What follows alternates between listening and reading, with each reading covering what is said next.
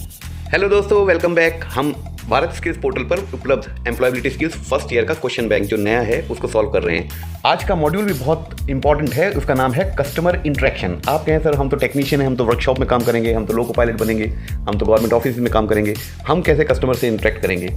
हमेशा तैयार रहना दोस्तों। अल्टीमेटली हमारा कोई ना कोई कस्टमर होता है। आप किसी भी डिपार्टमेंट में काम कर रहे हो, किसी भी टीम में काम कर रहे हो, किसी भी वर्कशॉप लोड पर काम कर रहे हो, लेकिन ऐसे मौके आ सकते हैं जब हम अपने कस्टमर से इंटरेक्ट करेंगे। इंटरेक्ट मतलब उनसे संवाद करेंगे, उनसे मिलेंगे। तो अच्छा है कि हमारी तैयारी रहे। और इस मॉड्यूल को शुरू करने से पहले मैं पहले ही आपको बता रहा हूँ कि कस्टमर हमारा होता है बॉस, और बॉस के साथ कोई शॉर्टकट नहीं चलता है। इसलिए ऑल ऑफ द अबव हर जगह काम नहीं करेगा।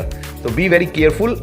इस मॉड्यूल में हम क्वेश्चंस को समझेंगे और आपको बहुत मज़ा आने वाला है। ये सब आप जानते हैं, बस मुझे सिर्फ आपको समझाना है। चलिए सर, शुरू करते हैं आज के इस टॉपिक को जिसका नाम है customer interaction. Question number 1, objective of greeting a customer is. ग्राहक को बधाई देने का उद्देश्य क्या है? बधाई देना नहीं है, एक्चुअली वो गूगल बाबा ने लिख दिया।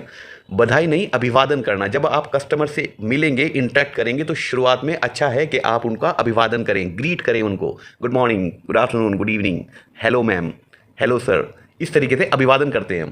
क्वेश्चन पूछ रहा है हमसे कि कस्टमर का अभिवादन करने का क्या उद्देश्य है।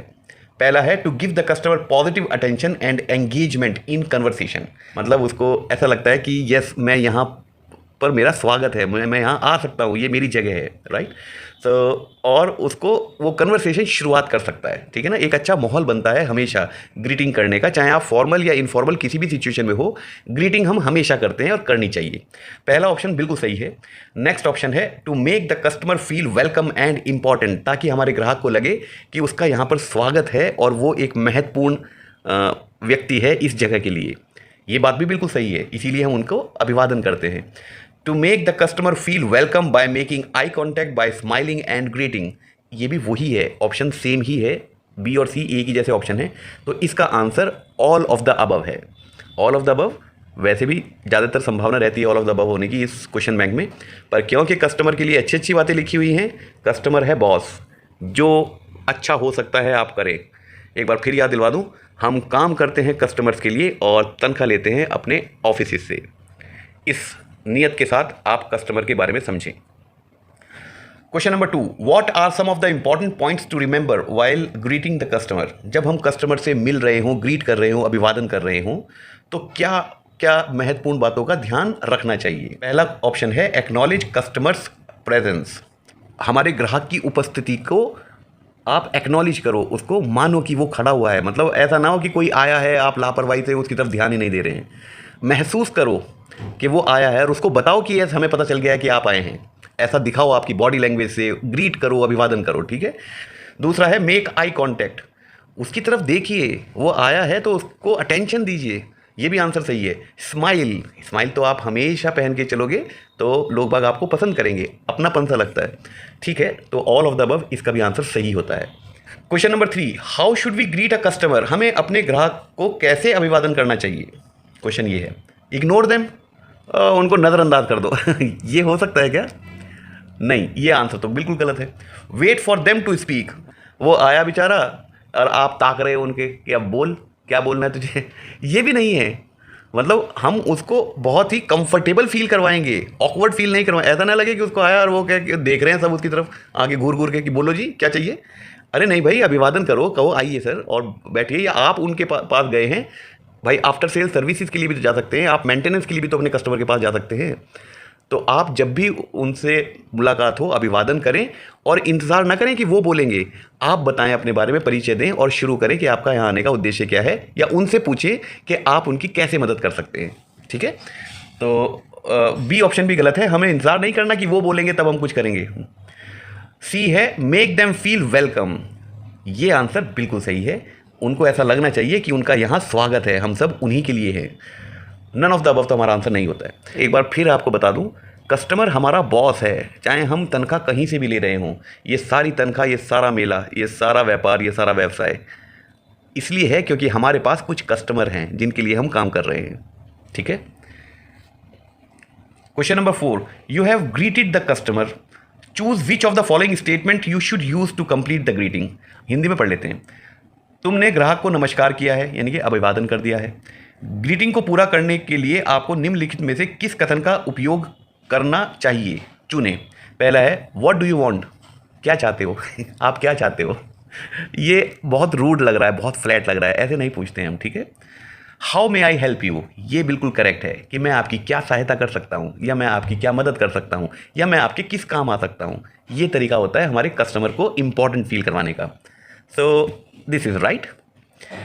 तीसरा ऑप्शन है वाई हैव यू कम, तुम यहाँ क्यों आए हो भाई, बताओ क्या खरीदना है। कैन यू कम लेटर, क्या आप बाद में आ सकते हैं, ये तो बिल्कुल नहीं कह सकते हम उनको, ठीक है ना, अपने बॉस को ऐसा नहीं कहते। इस मॉड्यूल का नेक्स्ट सेक्शन का नाम है probing to identify customer needs. इसको समझ लीजिए, प्रोबिंग मतलब क्या होता है। प्रोबिंग मतलब होता है ढूंढना, नहीं ढूंढना तो फाइंड होता है, जांच पड़ताल, करेक्ट। प्रोबिंग होता है जांच करना। टू आइडेंटिफाई कस्टमर नीड, हम अपने ग्राहकों की नीड, ज़रूरतों को जानने की कोशिश कर रहे हैं, उसकी जांच पड़ताल करना चाहेंगे अपने सवालों से। अगले कुछ सवाल उस टॉपिक पे हैं, तो चलिए शुरू करते हैं। Question number 5, probing questions helps you. जब हम जांच करने वाले सवाल अपने कस्टमर से पूछते हैं तो वो उसमें हमें क्या मदद मिलती है। आप कहें साहब क्या जांच पड़ताल, ये वारदात कब हुई पुलिस वालों की तरह जांच पड़ताल नहीं करनी होती है। जैसे आपकी दुकान में कोई कस्टमर आया, फॉर एग्जांपल आपकी एक साड़ी का शोरूम है, आपके पास कोई कस्टमर आई, तो आप उससे प्रोबिंग क्वेश्चन पूछेंगे कि आइए मैम, गुड मॉर्निंग, मैं आपकी क्या सहायता कर सकती हूँ या कर सकता हूँ। तो आप वो कहेंगे कि मुझे साड़ी खरीदनी है। अच्छा, तो आप लाइट कलर की साड़ी लेंगे या डार्क कलर की साड़ी लेंगे। ये जो सवाल आप पूछ रहे हैं, ये उनकी ज़रूरतों को पूछना चाह रहे हैं कि वो किस ज़रूरत के साथ आई है आपकी दुकान में, ताकि आप वही चीज़ उनके लिए निकालें। ऐसा आपने आमतौर पे देखा होगा। फिर उन्होंने कहा नहीं, मैं लाइट कलर की कोई पार्टी वेयर लेना चाह रही हूँ, सपोज।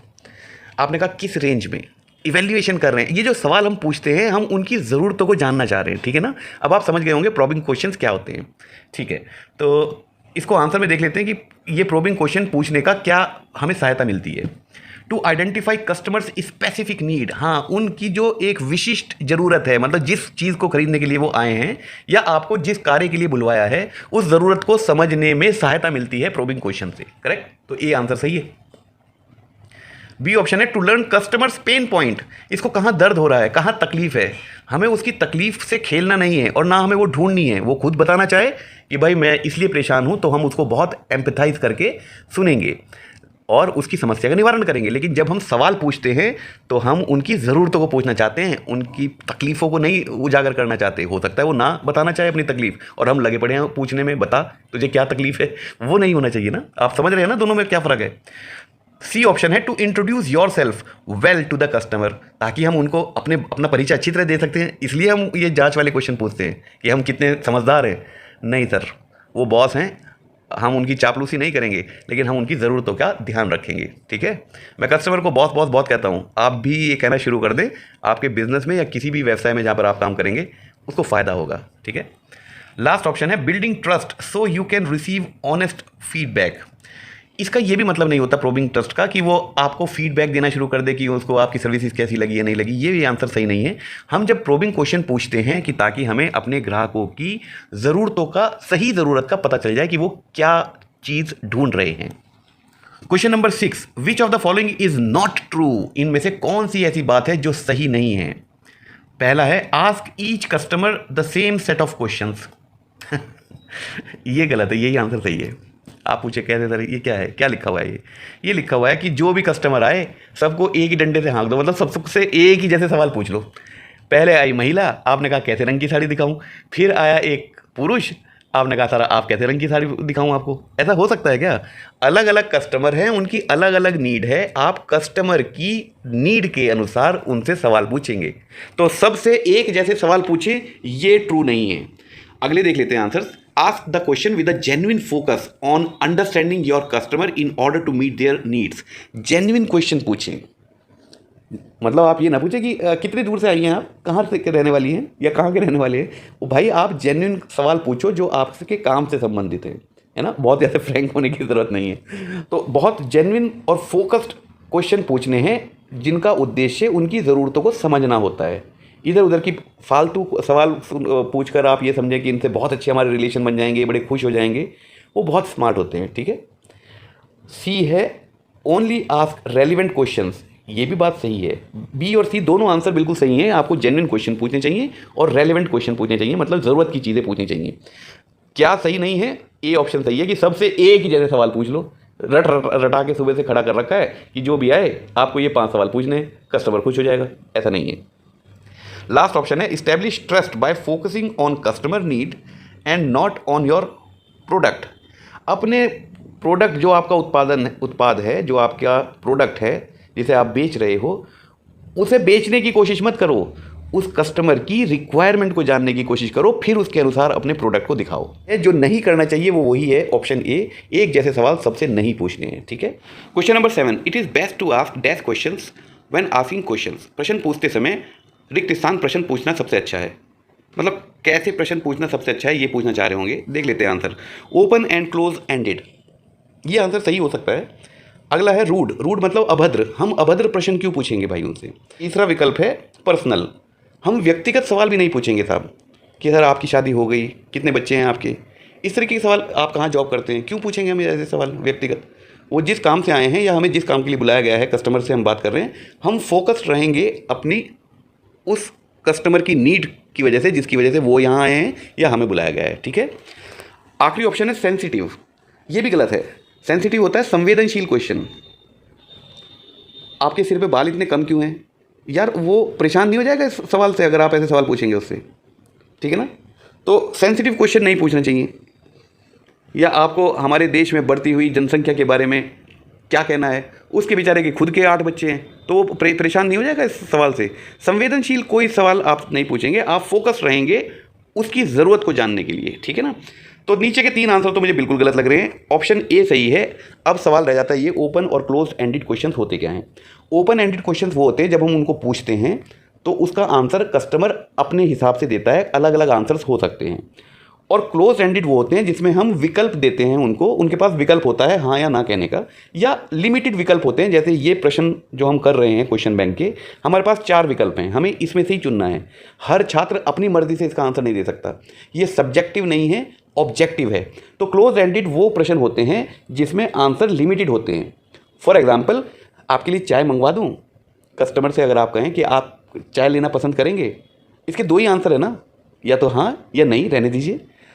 अगर हम उनसे पूछें कि आपको किस कलर का सूट चाहिए मान लीजिए, तो हो सकता है अलग अलग कस्टमर अपने पसंद के सूट बताएंगे, तो उसका कोई येस और नो में आंसर नहीं है, लिमिटेड नहीं है, वो ओपन एंडेड हो जाते हैं, ठीक है ना। अब आप समझ गए, ओपन एंडेड वो जिसके कस्टमर अपनी मर्जी से आंसर देगा, और वो लंबा आंसर हो सकता है, छोटा भी हो सकता है। ये और क्लोज एंडेड वो होते हैं जिसमें विकल्प लिमिटेड होते हैं, उनमें से कस्टमर आपको बता देगा कि मुझे ये चीज़ पसंद है, ठीक है ना, ये चाहिए। नेक्स्ट क्वेश्चन है, based on the information that you get through probing you will be in a better position to make. जांच के माध्यम से प्राप्त जानकारी के आधार पर आप रिक्त स्थान बनाने के लिए बेहतर स्थिति में होंगे। अगर आप जांच के लिए बहुत अच्छे क्वेश्चन पूछते हैं और आप कस्टमर की ज़रूरत को समझ गए कि इसको क्या चाहिए, तो इससे आपको क्या सहायता मिलेगी, मतलब आप किस तरह से बेहतर स्थिति में होंगे।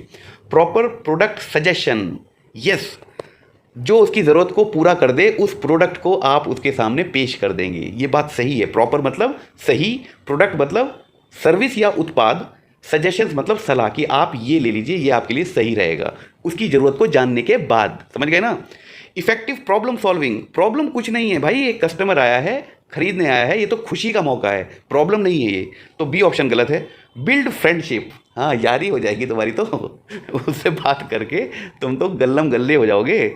ऐसा कुछ नहीं होता भाई, दोस्तियाँ नहीं होती है, ये प्रोफेशनल लाइफ है, इसमें दोस्तियाँ करने की सोचना भी मत। बिल्ड फ्रेंडशिप गलत आंसर है। नो प्रोग्रेस, कोई बेहतरी नहीं होती, कुछ स्थिति में बदलाव नहीं होता, ये भी आंसर गलत है। ऑप्शन ए बिल्कुल सही है। हम अगर अच्छे प्रश्न पूछ के और अपने कस्टमर की ज़रूरत को पहचान जाते हैं तो हम उन्हें एक सही, उनके लिए सही प्रोडक्ट दिखा सकते हैं। Question number 9, an open ended question is one that can not be answered with simple yes और no and often has no single right answer. ये बात सही है, देख लेते हैं हिंदी में क्या लिखा है। एक ओपन एंडेड प्रश्न, ओपन एंडेड प्रश्न वो होता है जिसके कस्टमर अपनी मर्जी से आंसर देगा, अपनी ज़रूरत के अनुसार आंसर देगा, येस और नो में आंसर नहीं देगा। तो एक ओपन एंडेड प्रश्न वह है जिसका उत्तर सरल हाँ या ना में नहीं दिया जा सकता है, ये तो बात सही है ना। और अक्सर इसका कोई एक सही उत्तर नहीं होता है। मतलब हम ये नहीं कह सकते इस ग्राहक ने सही उत्तर दिया मेरे प्रश्न का, भाई वो अपनी ज़रूरत के हिसाब से उत्तर देगा ना, तो उसका कोई सही और गलत उत्तर नहीं होता है ओपन एंडेड प्रश्न का। ये ट्रू है, ये बात ट्रू है। Question number 10, open ended questions start with which of the following words. Open ended प्रश्न निम्नलिखित में से किस शब्द से शुरू होते हैं? What, yes. सपोज आप कह रहे हैं कि what can I do for you sir, मैं आपके लिए क्या कर सकता हूँ। अब वो अपनी ज़रूरत के हिसाब से बताएगा कि आप उसके लिए क्या कर सकते हैं। हो सकता है वो कहे कि सबसे पहले तो भाई मुझे ये बताओ मैं थक के आया हूँ, बैठूँ कहाँ, ओके। या वो कह सकता कि सबसे पहले मैं पानी पीना चाहूँगा, मुझे किसी से कह के पानी पिलवाइए। या सबसे वो आपसे पूछेगा कि मुझे ये बताएं, मुझे पैंट खरीदनी है, ट्राउज़र खरीदना है, किस तरफ ट्राउज़र्स रखी हैं मेरे साइज़ की। अपने अपनी ज़रूरत के हिसाब से कस्टमर आपसे बात करेगा ना। व्हाट से ये प्रश्न शुरू हो सकता है ओपन एंडेड, ये बात सही है। हाउ भी है, how much money would you like to spend for this product. मतलब मान लीजिए कोई जूता खरीदने आया है और आप उससे ये पूछना चाह रहे हैं कि आप इसके लिए किस रेंज में जूता खरीदना चाह रहे हैं। हाउ से शुरू हो सकता है वो प्रश्न ओपन एंडेड। कोई कहेगा कि रेंज की चिंता मत करो, आप अच्छे जूते दिखाओ। कोई कहेगा कि मुझे तो 750 रुपये तक का जूता चाहिए। कोई कहेगा मुझे 350 रुपये तक का जूता चाहिए। अलग अलग कस्टमर हैं और सभी हमारे लिए सम्मानित हैं और सभी की ज़रूरतें पूरी करना हमारा काम है, ठीक है। तो हाउ से भी शुरू हो सकते हैं ओपन एंडेड क्वेश्चंस, जिसका एक येस और नो का आंसर नहीं होता, उसके कस्टमर अपने हिसाब से आंसर देते हैं। वाई भी इसका आंसर सही है, all of the above answer बिल्कुल सही है। अब रह गया क्वेश्चन वाई से भी जो प्रश्न शुरू होते हैं उनका येस और नो आंसर नहीं हो सकता। फॉर एग्जाम्पल, आप एक रेस्टोरेंट के मालिक हैं, खाना खा के कस्टमर जा रहा है अपनी फैमिली के साथ, आपको बिल दिया, आपने उसको थैंक यू कहा और जाते जाते कहा why have you not tried our dessert sir, कि आपने खाना खाने के बाद हमारी जो आइसक्रीम है उसको क्यों नहीं ट्राई किया। तो इसका वो आंसर कुछ भी दे सकता है कि नहीं हमारा मन नहीं था, या एक मैं आइसक्रीम नहीं खाता हूँ, या हम जल्दी में हैं, या हाँ हम खाएंगे और दोबारा मुड़ के जाए। तो हो सकता है कुछ भी आंसर दे वो अपने हिसाब से, इसका आंसर येस और नो नहीं हो सकता। और वैसे भी आप अगर ध्यान से देखो तो वॉट मतलब क्या, हाउ मतलब कैसे, और वाई मतलब क्यों। जब प्रश्न इनसे शुरू होते हैं तो आंसर येस और नो नहीं होता। एक लाइन का, एक शब्द का भी हो सकता है, लेकिन प्रश्न का उत्तर अलग अलग होंगे, वो अपनी मर्ज़ी से दिए जाएंगे उत्तर। तो फिर आप पूछें सर येस और नो का कौन सा सवाल उठेगा, वो कौन से सवाल होते हैं। अगर आप वुड से शुरू करेंगे, विल से शुरू करेंगे, will you, would you like to have tea sir, क्या आप चाय लेना पसंद करेंगे। हिंदी में वो क्या से ही शुरू हो रहा है, लेकिन इंग्लिश में वो वुड से शुरू होता है, ठीक है। तब आंसर होगा येस या नो, दे सकते हैं ना। आई होप आप लोग समझ गए होंगे। नेक्स्ट क्वेश्चन है, विच of the following should be avoided during probing. जब हम जांच कर रहे हैं उनकी ज़रूरतों की, अपने ग्राहक की, तो क्या चीज़ नहीं करनी चाहिए। अवॉइड मतलब नहीं करना है। पहला है इंटरप्टिंग द कस्टमर, वो अपनी ज़रूरत बता रहा है, आप बीच में उसको टोक रहे हो। आंसर सही, ये सही है, क्योंकि ये वो चीज़ है जो आपको अवॉइड करनी चाहिए, ये नहीं करना चाहिए आपको। फिर भी बाकी ऑप्शंस देख लेते हैं। दूसरा ऑप्शन है लिसनिंग केयरफुली, ध्यानपूर्वक उसकी बातों को सुनना। यस, ये तो बात सही है, ऐसा हमें करना चाहिए। रिपीटिंग क्या होता है, उन्होंने जो कहा कि मुझे एक जीन्स दिखाइए, तो आप रिपीट करें, अच्छा आप जीन्स देखना चाहेंगे, अभी दिखाता हूँ सर, ताकि कन्फ्यूजन ना हो। कुछ भी जो उन्होंने कहा वो आप समझ गए, एक फीडबैक के तौर पे आप उसको रिपीट करते हैं जो भी उन्होंने कहा है, ठीक है, समझ गए आप। तो रिपीटिंग भी करनी चाहिए।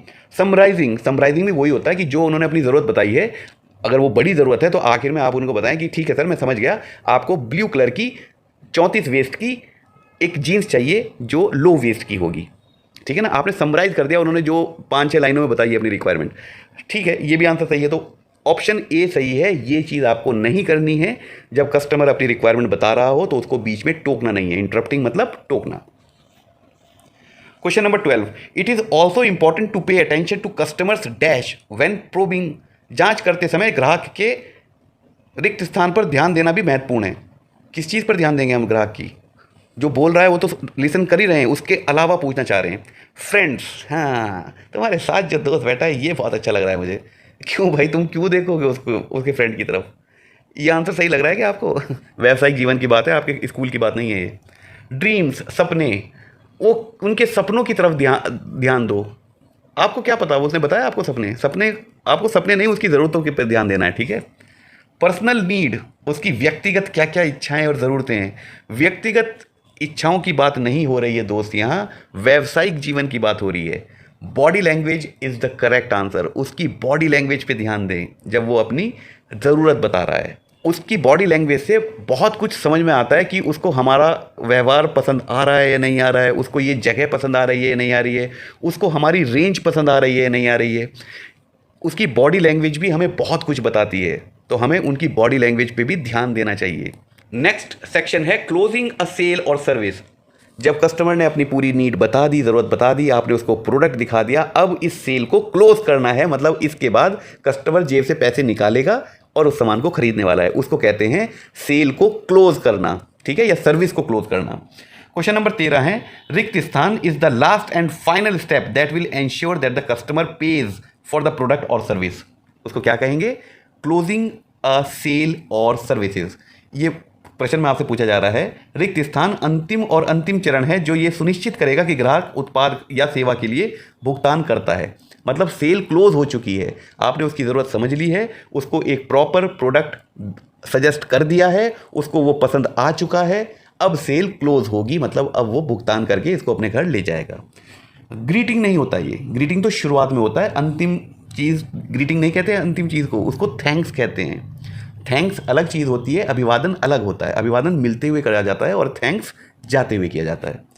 प्रोबिंग नहीं होता ये, अंत में हम जांच थोड़ी करेंगे, जांच हो चुकी है, प्रोडक्ट पसंद आ चुका है, अब तो वो, इसलिए इसका answer all of the above नहीं है। समझ गए आप मेरी बात? ये तीनों आंसर्स अलग अलग चरण के हैं, हमसे सिर्फ अंतिम चरण पूछा गया है, तो सवाल से ही समझ में आ जाना चाहिए था कि इसका answer all of the above नहीं होगा। इसलिए बहुत ज़्यादा डरने की और कन्फ्यूजन की बात नहीं है। Question 14, can I bill this item madam, या शैल आई बिल दिस सर्विस सर। अगर कोई व्यक्ति खड़ा है, सज्जन खड़ा है, तो आप उसको सर कहेंगे और कहेंगे कि क्या मैं ये सेवा आपके लिए पैक करवा दूं, मतलब ये आपको पसंद आई, लॉक कर दे इसको। उस जो लॉक करना होता है ना, वही सेल क्लोज होता है, लॉक कर दूं आपका आंसर, पर ऐसे नहीं कहते हैं, वो अमिताभ बच्चन ही कह सकता है। Can I bill this item, क्या ये प्रोडक्ट आपके लिए बिल करवा दूं, यानी कि इसका बिल बनवा दूं। ये क्या है? This is an example of direct close. अब डायरेक्ट और इनडायरेक्ट क्लोज में क्या है? तो जब हम उनसे पूछते हैं कि क्या मैं आपके लिए ये पैक करवा दूं, वो होती है डायरेक्ट सेल। और जब हम किसी कस्टमर से कहते हैं कि इसको अभी अलग निकाल के रख दूं, बाद में आप देख लेना कि आपको पसंद है या नहीं, इसको कहते हैं इनडायरेक्ट क्लोज। सेल को क्लोज कर रहे हैं, मतलब उस सेल के लिए चिन्हित कर रहे हैं चीज़ों को, लेकिन इनडायरेक्टली, डायरेक्टली नहीं कह रहे हैं। पर सवाल में हमसे पूछा जा रहा है किसी प्रोडक्ट के बारे में कि इसको पैक करवा दूं, ये डायरेक्ट उसी प्रोडक्ट के बारे में पूछी जा रही है बात। सो ये डायरेक्ट क्लोज सेल है, ठीक है। क्लोज एंडेड क्वेश्चन ये है, इसका answer yes, no, maybe, कुछ खास विकल्पों में हो सकता है, लेकिन इसका सही उत्तर है डायरेक्ट क्लोज। दिए हुए विकल्पों में सबसे सही उत्तर इसका डायरेक्ट क्लोज ही है। Question number 15, if the customer is not buying your product और service to keep them happy, which of the following things should be done. यदि ग्राहक आपके उत्पाद या सेवा को नहीं खरीद रहा है ना, ऐसा भी तो हो सकता है कि उसको पसंद ना आ रहा हो आपकी दुकान से कुछ, फिर क्या करेंगे? तो उन्हें खुश रखने के लिए निम्नलिखित में से कौन सा काम करना चाहिए? ठीक है, देख लेते हैं। Compel them to buy the product service, पकड़ लो उनका गट्टा, कॉलर पकड़ लो, खरीद के जाना पड़ेगा, इतने सारी शर्टें निकलवा दी, पैक कौन करेगा इसको, एक तो खरीद भाई। कंपेल मतलब जबरदस्ती उनको कहो खरीदे, ये करोगे क्या? नहीं, ये मत करना भाई। दूसरा ऑप्शन है ऑफर द कस्टमर अल्टरनेटिव्स और अदर इंटरेस्टिंग ऑफर्स। हाँ, ये कर सकते हैं कि आपको इनमें से कुछ पसंद नहीं आया, आई एम सॉरी, आपकी ज़रूरतों को अभी हम पूरा नहीं कर पा रहे, लेकिन तब क्या आप ये देखना पसंद करेंगे, हमारे पास ये भी है, उसको एक अल्टरनेटिव कोई प्रोडक्ट या सर्विस दिखाएं। वो पसंद करे या ना पसंद करे वो एक अलग बात है, लेकिन उसको अच्छा लगेगा कि आप उसकी ज़रूरतों को पूरा करने के लिए कितने ललायत हैं, ठीक है ना। तो समझ में आ गई बात? ये आंसर सही लग रहा है मुझे। तो सी ऑप्शन है आर्ग्यू विद द कस्टमर, उससे बहस करो, क्यों भाई ये बता हमारे प्रोडक्ट में ऐसी क्या कमी है जो तुझे पसंद नहीं आया। बराबर की दुकान से जा रहा है तो खरीदे, उसके पास तो बिल्कुल, मतलब उसको ज़बरदस्ती बहस में आ जाओ आप। ये आंसर तो सही नहीं है, इसीलिए ऑल ऑफ द अबव सही नहीं है।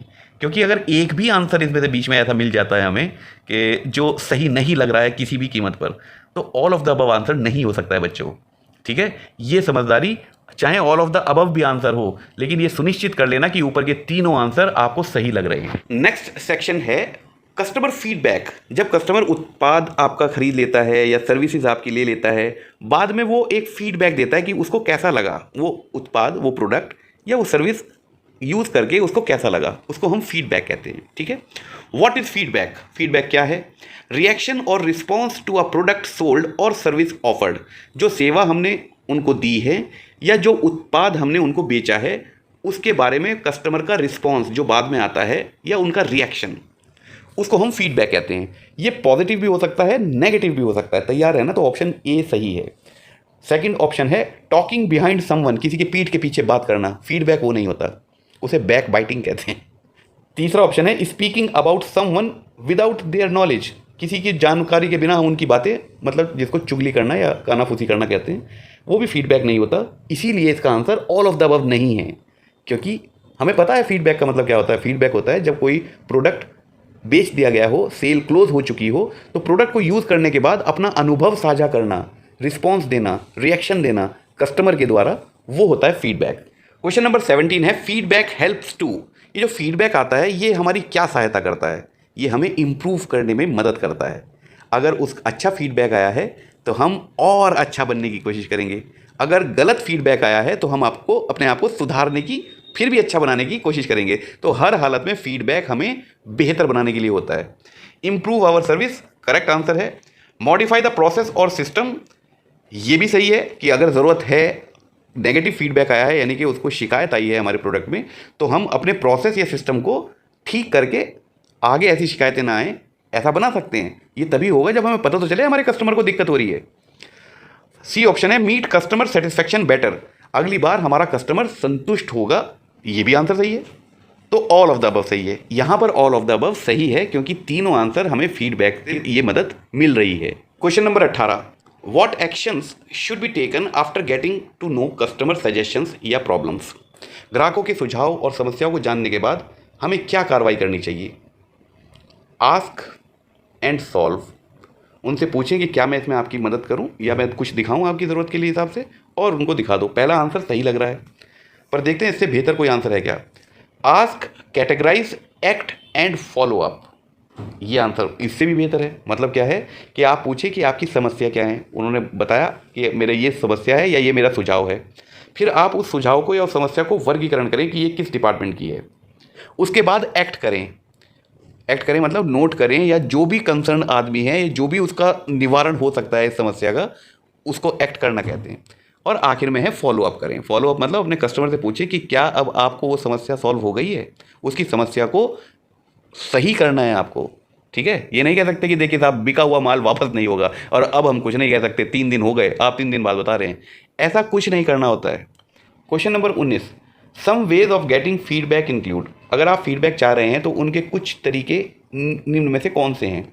सम लिखा हुआ है तो एक से ज़्यादा होंगे, तो अभी हमें समझ में आ जाना चाहिए था, all of the above answer है। ठीक है ना, फिर भी हम देख लेते हैं। फीडबैक फॉर्म्स, हम प्रोडक्ट के साथ एक फीडबैक फॉर्म भी साथ देते हैं कि कस्टमर उस पर टिक करके और हमें वापस पोस्ट कर दे। ठीक है, दूसरा तरीका है गूगल फॉर्म। गूगल फॉर्म जैसे ये वाला आपका टेस्ट है, मैं आपको लिंक दे दूंगा इसको जब ये टेस्ट खत्म हो जाएगा, ताकि आप उसको टेस्ट को करें और मुझे एक फीडबैक मिले कि मेरे पढ़ाने का क्या असर हुआ। सर्वे टूल, या हम सर्वे करें, घर घर जाएं और अपने प्रोडक्ट के बारे में पूछें। ये सारे ही तरीके हैं फीडबैक लेने के, रिस्पॉन्स लेने के, प्रोडक्ट को बेचने के बाद। All of the above answer बिल्कुल सही है। Question number 20, customers expect to be. ग्राहक रिक्त स्थान होने की उम्मीद करता है। ग्राहक को क्या उम्मीद होती है जब वो हमारे सामने होता है? वेलकम्ड पोलाइटली, उसको ये उम्मीद होती है कि उसका स्वागत किया जाएगा बहुत ही भद्र तरीके से। अभद्र नहीं कह रहा हूँ, भद्र तरीके से, मतलब सभ्य तरीके से उसका स्वागत किया जाएगा। पेड अटेंशन टू, वो ये उम्मीद करेगा कि मेरे पे ध्यान दिया जाएगा, है ना। ये तो दोनों बातें सही हैं। तीसरा ऑप्शन है गिवन इमीडिएट अटेंशन, जैसे ही मैं अंदर जाऊंगा कोई ना कोई मेरे से आगे पूछेगा कि good morning sir, how can I help you. ये उम्मीद होती है हमें कस्टमर के तौर पे, होनी चाहिए, और आम तौर पे प्राइवेट सेक्टर में आपको ये सारी उम्मीद पूरी होंगी, पर गवर्नमेंट सेक्टर में वहीं तो जाना चाह रहे हो आप। अगर गए तो उनका वर्क कल्चर सुधारना आपकी जिम्मेदारी होगी। वादा? ठीक है, all of the above answer सही है। Question number 21, feedback helps to. जो फीडबैक मिलता है वो हमें क्या मदद करता है? Improve future performance. Yes, feedback हमें भविष्य के लिए और बेहतर बनाता है, ये आंसर सही है।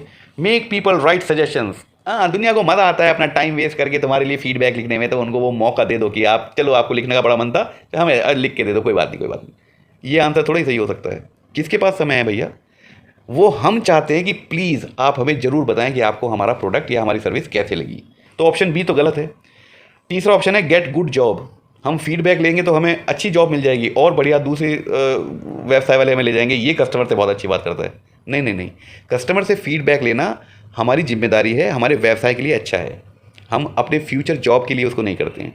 तो बी सी दोनों ऑप्शन गलत हैं और नन तो हमने आज तक सही देखा ही नहीं है। Question number 22, customers have grievances when, grievances कहते हैं कंप्लेंट, शिकायत। कस्टमर को शिकायत होती है कब? Their expectations and needs are not met, जब उनकी जो उम्मीदें हैं और जो उनकी ज़रूरतें हैं वो पूरी ही नहीं हुई आपके प्रोडक्ट या सर्विस से, तो उनको शिकायत होना लाजमी है ना, मतलब फिर तो शिकायत होगी। ऑप्शन ए सही है। They don't want the product, वो शिकायत तब करते हैं जब उनको वो प्रोडक्ट चाहिए नहीं होता कि भाई हमें अच्छा नहीं लगा, ये अपना वापस कर लो। ऐसा नहीं होता है, और अगर ऐसा है भी तो भी आप ऐसा मानना मत कि ऐसा होता होगा। हम कस्टमर को बॉस मान रहे हैं, वो जो कह रहा है वो सही है, झूठ कह रहा है सच कह रहा है, पर वो सही कह रहा है, उसकी सुनो, ठीक है। तो बी ऑप्शन तो गलत हुआ। सी ऑप्शन है they want to be rude, वो हमें ज़बरदस्ती डांटना चाह रहे जी, हमारी गलतियाँ निकालना चाह रहे क्यों चाहेंगे वो? फीडबैक जो भी होता है या कस्टमर की कंप्लेंट जो भी होती है उसको बहुत ध्यान से सुनो, वो आपको भविष्य के लिए बेहतर बनाने के लिए दी जाती हैं, पॉजिटिव होकर सुननी चाहिए उनको। नन ऑफ द अबव तो हमारा आंसर नहीं है, तो ऑप्शन ए बिल्कुल सही है कि उनको शिकायत तभी होती है जब उनकी उम्मीदों पे आपका प्रोडक्ट खरा नहीं उतरा या फिर आप उनकी ज़रूरतों को पूरा नहीं कर पाए आपका प्रोडक्ट या service. Question number 23, if a customer has registered a complaint against you, which of these steps should be followed. अगर किसी कस्टमर ने अपनी कोई शिकायत दर्ज करवाई है, हिंदी में लिखा है अगर किसी ग्राहक ने आपके खिलाफ शिकायत दर्ज कराई है, तो इनमें से कौन सा कदम उठाना चाहिए? पहला है रिसीव द कंप्लेंट, उस कंप्लेंट को रिसीव करो। रिसीव द कंप्लेंट, आप बिल्कुल कंप्लेंट लिखें। इन्वेस्टिगेट, उसकी जांच करें कि ये शिकायत क्यों आई है, कौन इसका जिम्मेदार है और इसको कैसे ठीक किया जाएगा, इन्वेस्टिगेट करें। तीसरा ऑप्शन है provide reasons and options for solving it, आप अपने कस्टमर को बताएंगे कि क्या वजह रही कि आपको ये परेशानी का सामना करना पड़ा और उसको कैसे आप सॉल्व करने वाले हैं। तीनों ही तो आंसर सही लग रहे हैं, ये तो स्टेप्स होने चाहिए ना। All of the above is right answer. Question number 24, for handling customer grievances learn technique is, ग्राहक शिकायतों से निपटने के लिए सीखने की तकनीक है। सीखना नहीं होता, ये लर्न कुछ और है, ये शॉर्ट फॉर्म है। लर्न सीखना वाला लर्न नहीं है, ये शॉर्ट फॉर्म है जिसमें एल से मतलब होता है लिसन। आप अपने कस्टमर्स की जो शिकायत है उसको सुने, एल से होता है लिसन।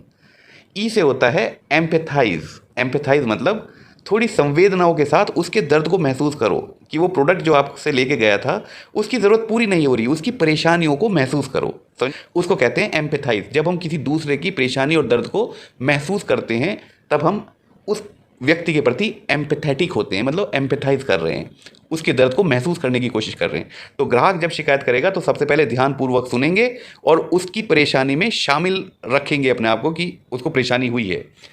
तीसरा है अपोलोजाइज, अपोलोजाइज मतलब खेद प्रकट करें कि आपको इतनी परेशानी हुई और उसके लिए हमें खेद है, ठीक है। उसके बाद है रिएक्ट, उसकी जो समस्या है उसको तुरंत या कम से कम समय में उसको सॉल्व करवाओ, ये हमारी जिम्मेदारी है, वो हमारा कस्टमर है। और आखिरी में है now, no no no, now सब में ही लिखा है नाउ बच्चों, नाउ तो यहाँ नहीं लिखा होना चाहिए, नोटिफाई है वो। कस्टमर ग्रीवेंस हैंडलिंग, उसमें जो लर्न टेक्निक है उसमें एन से नोटिफाई होता है। नोटिफाई मतलब जब आपने उनको रिएक्ट करके उनको सॉल्यूशन भी दे दिया, उसके बाद नोटिफाई करें कि सर आपकी जो कंप्लेंट थी उसका हमने निवारण कर दिया, कंप्लेंट नंबर ये था, उसका निवारण इस समय इस दिन इसके द्वारा कर दिया गया है। अभी भी आपको अगर शिकायत है तो प्लीज़ कॉल करें या लिखें, ये होता है नोटिफाई करना। तो लर्न टेक्निक होती है जब हम अपने कस्टमर की शिकायतों को का निपटारा कर रहे होते हैं। एल से listen, empathize, apologize, react and notify. क्योंकि सब में नाउ लिखा हुआ है तो मैं ये मान के चल रहा हूँ कि ऑप्शन बी सही होना चाहिए, यही सही है। नाउ नहीं होना चाहिए था, यहाँ पर नोटिफाई होना चाहिए था। नेक्स्ट क्वेश्चन है when customers are satisfied with the service और product they become dash the brand loyal to the brand. अगर आपको कोई प्रोडक्ट अच्छा लगता है, आपको उससे आपकी उम्मीदों पे वो खरा उतरा, तो आप उस ब्रांड के लॉयल हो जाते हो, बार बार उसे ही खरीदोगे। फॉर एग्जांपल, आप कोई खास तेल सिर में लगाते हो, आपको अच्छा लगता है, मतलब आपकी ज़रूरतों को पूरा कर रहा है वो तेल, आप हर बार जाओगे उसी तेल को लेकर आओगे अपने लिए। कोई साबुन है जिससे आप नहाते हो, आप हर बार जब भी खरीदोगे वही साबुन लोगे। ये तो नहीं कहोगे इस बार यार दूसरा साबुन दो, अगली बार और दूसरा साबुन दो। सारे साबुन ट्राई नहीं करोगे ना। अगर आपको किसी प्रोडक्ट से संतुष्टि है, मतलब आप खुश हैं उस प्रोडक्ट से, तो आप उस प्रोडक्ट के लॉयल बन जाते हैं। उसको कहते हैं ब्रांड लॉयल्टी। ठीक है, आंसर इज सी। 26 क्वेश्चन है, listen to the customer feedback and modify services help to. जब ग्राहकों की प्रतिक्रिया सुनने और सेवाओं में संशोधित करने से रिक्त स्थान को मदद मिलती है। जब हम ग्राहकों की समस्या सुनते हैं और अपने आप को ठीक करते हैं, अपनी कार्य प्रणाली को, अपने प्रोसेसेस को, अपने काम करने के तरीके को, व्यवहार को या प्रोडक्ट के डिज़ाइन को जब हम ठीक करते हैं तो हमें क्या मदद मिलती है? पहला ऑप्शन है develop an on going relationship with customer. Customer को अच्छा लगेगा कि मैंने कंप्लेंट करी और उन्होंने इसको ठीक कर दिया मेरे कहने पे, नहीं लगेगा? तो पहला ऑप्शन सही है। Build long term relationship with customer. अगर उसको अच्छा लगा आपकी सर्विसेज और आपके कार्य करने के तरीके और जो उसने सुझाव दिए थे, अगर आपने उसको मान लिया, तो क्या वो आपके साथ हमेशा काम नहीं करना चाहेगा? सोचो आप किसी रेस्टोरेंट में गए हैं और आपने कहा कि यार ये तुम्हारी टेबल जो है ना गंदी बहुत है, इसको साफ़ रखा करो। और उसने कहा सॉरी सर, अगली बार से मैं ठीक रखूँगा। और कहा छोटे ज़रा कपड़ा मार टेबल पे, छाप आए हैं। अगली बार आप फिर गए और आपको देखते ही छोटा भाग के आपके लिए टेबल पे भी कपड़ा मारा और कुर्सी पे भी कपड़ा मारा। आप खुश नहीं हो जाओगे? अगली बार फिर जब खाना खाने जाओगे उसी रेस्टोरेंट में नहीं जाओगे। एक रिलेशन बिल्ड हो जाती है ना, और वो लंबी दूरी की रिलेशन होती है। आप हर बार वहीं जाया करोगे। ये बात है ना, सही है ना? तो जो बात हमें महसूस होती है वही तो सवाल पूछ सकते हैं, इसके अलावा पूछ क्या लेंगे वो हमसे? आप डरोगे नहीं तो सारे सवाल समझ में आएंगे आपको। अगला ऑप्शन है become close to customers as they become loyal customers. हम अपने कस्टमर से और एक अच्छे रिश्ते में आ जाते हैं क्योंकि वो लॉयल हो गए हैं, बार बार हमसे ही सेवाएं या प्रोडक्ट खरीद रहे हैं। तो all of the above answer सही है। ठीक है, और अब हम आ गए हैं अपने लास्ट क्वेश्चन पर इस मॉड्यूल के, जिसका नंबर है 27। The 4 stages of getting customers are. ग्राहक प्राप्त करने के 4 चरण हैं। पहला है एक्विजिशन, दूसरा है रिटेंशन, तीसरा है सेटिस्फैक्शन और चौथा है लॉयल्टी। सी आंसर सही है। अब पूछो ये क्या क्या है, बता रहा हूँ, चिंता मत करो। एक्विजिशन होता है जब पहली बार कस्टमर आता है तो आपने उसे प्राप्त किया, लेकिन अभी वो आपका कस्टमर नहीं बना। उसको रिटेन करना पड़ेगा, अपने प्रोडक्ट और सर्विस से रिटेन करना पड़ेगा। रिटेन मतलब वो आपका कस्टमर बनेगा। अभी तो सिर्फ पहली बार आया है, एक्विजिशन हुआ है, आपको एक नया कस्टमर मिला है। उन्हें रिटेन करना पड़ेगा, मतलब उन्हें अपने पास रोक के रखना पड़ेगा कि हर बार वो आएंगे हमारे पास खरीदने, दोबारा भी आएंगे। उसको कहते हैं रिटेंशन। रोक लिया हमने कस्टमर को अपने पास। तीसरी चीज़ है सेटिस्फैक्शन। फिर उस कस्टमर को संतुष्टि होनी चाहिए हमारे व्यवहार से, प्रोडक्ट से, सर्विसेज से। और आखिर में जाके बनता है, चौथा चरण होता है जब वो लॉयल बनता है कि वो हर बार आपके पास आएगा। सी ऑप्शन सही है।